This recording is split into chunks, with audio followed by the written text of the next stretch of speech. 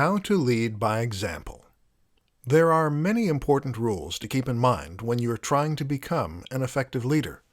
One of the most important is that you should always lead by example.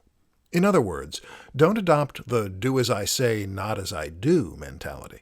You need to become a shining example of the kind of work that you want your team to accomplish, and avoid coming across as a hypocrite at all costs. So how exactly do you accomplish this? Let's take a look. Stay calm and collected. One of the most important ways to lead by example is to stay calm and collected. Be passionate about what you're doing and make it clear that you care, but don't get into a panic when a deadline is approaching and you don't have the work done. Why is this so important? Because emotions are contagious, and especially when you're in charge. You will act as a barometer for your team, and their stress levels will almost always be heavily influenced by yours.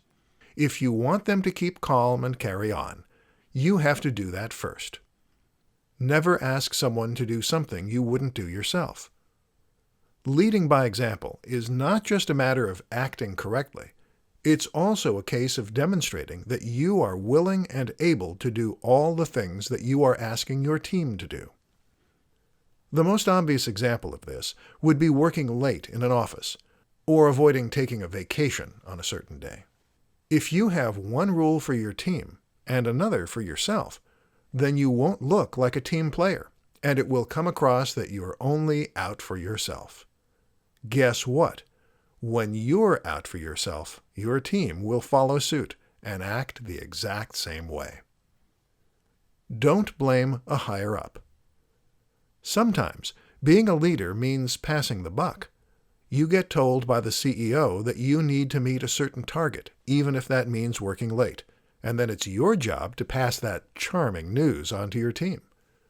What's tempting to do at this point is to complain and rebel.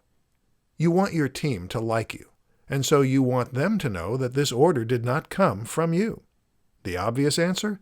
Complain about a higher-up, and let the team know you're on their side.